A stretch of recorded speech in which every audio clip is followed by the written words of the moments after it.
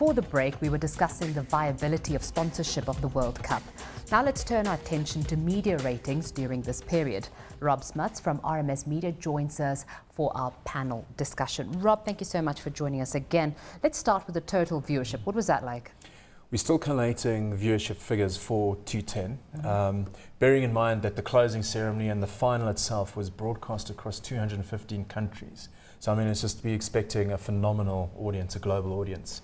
We're anticipating audience about 5% up on 2006, bearing in mind that that achieved a total viewership over the tournament of 26.3 billion viewers. That's incredible. 715 million people alone watched the final. Now, if you go back to Brain's South Africa discussions, just think of all those people positively predisposed to South Africa. Yeah. And look at our sponsors smiling. Absolutely. You've made them happy. It makes you state your case, isn't that so? Rob, you've got other figures to share with us here. Most watched soccer matches.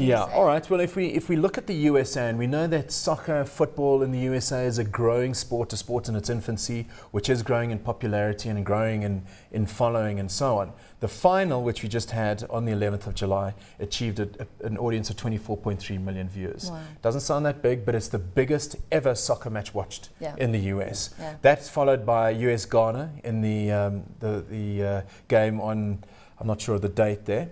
And the third most watched match was from way back in 1994, Brazil versus Italy, which attracted 18.1 million viewers. Yeah. Obviously, affecting viewership is also time of the day. I mean, 8:30 in South Africa equates to 2:30 in the US or 3:30 a.m. in Japan, and so on. So obviously, time zones and so are a factor in terms of global audience. But for the final, I know people in the US, even though it was late, they were all out in the pubs watching it. Absolutely, absolutely. Yeah. Let's look at your next graph. All right, I think just a lot of the media specialists in South Africa were a little bit disappointed by the total reach or the total ratings delivered by World Cup. For the opening game, for example, it delivered 30 ratings against 4+ individuals.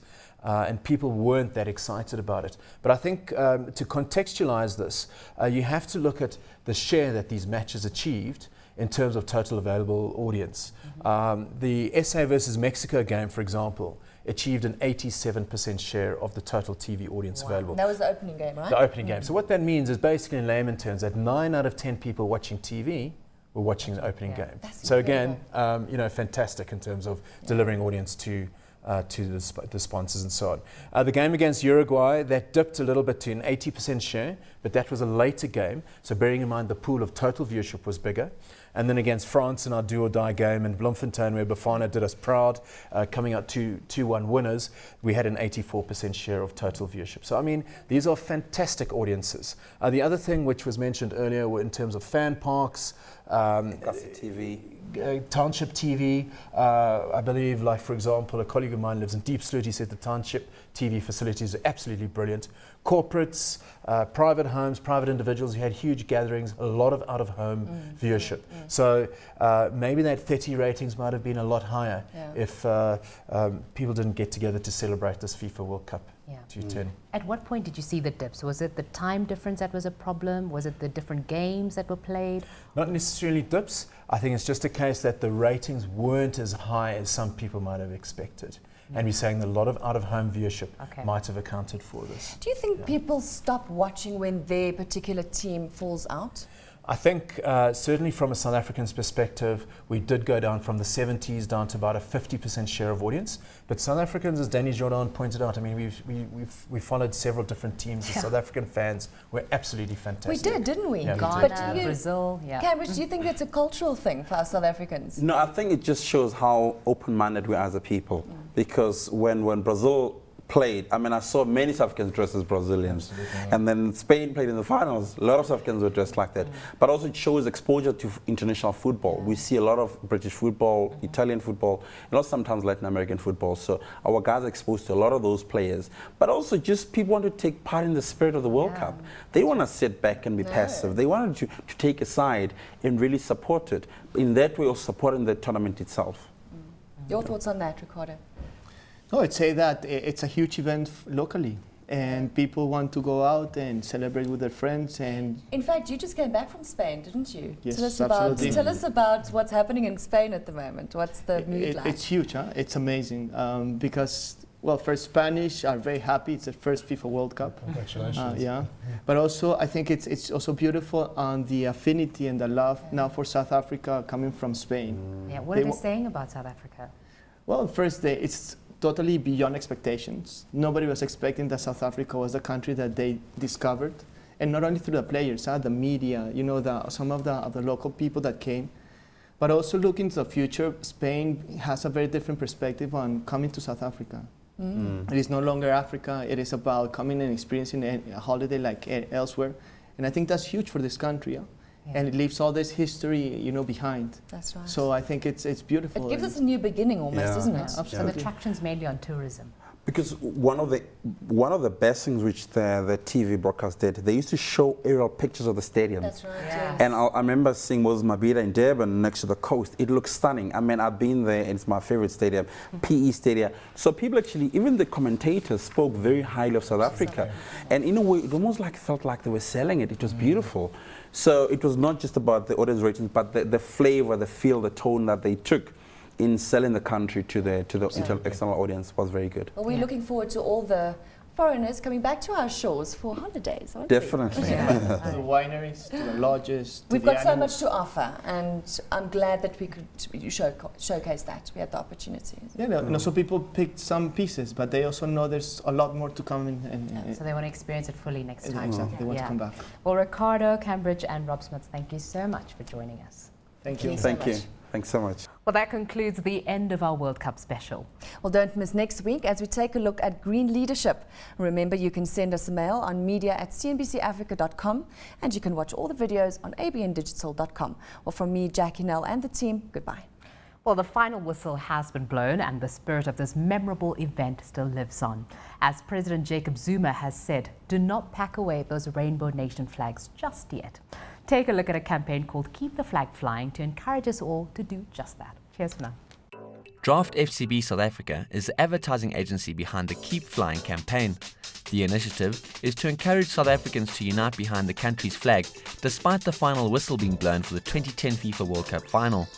The advertising agency created the concept in a bid to ensure the country doesn't suffer from post-World Cup depression like many other host nations of the World Cup have had to endure in the past. This motivation behind the Keep Flying campaign is similar to the Fly the Flag Fridays campaign organised by the IMC, or International Marketing Council, which encouraged South Africans to wear the South African colours and display the flag on Fridays.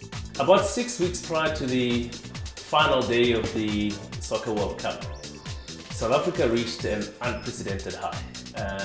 It happened with the semi-final with the rugby at Orlando Stadium, and then the actual final, and then the World Cup itself kicked in. So there was a lot of excitement, there was a lot of energy, on the back of which came unity and a reminder of who we were as South Africans. And one of the things we learned at the end of the World Cup in Germany was that the country reached a certain level of depression, coming on the back of a lot of the excitement that came with a big tournament such as the World Cup. So as an agency, we thought, what happens at the end of the World Cup?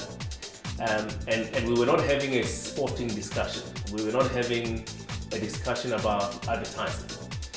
We were talking about, as a nation, what happens after the actual World Cup comes to an end. And hence the idea of Keep Flying the Flag came about. More than 150 companies have come on board with this campaign.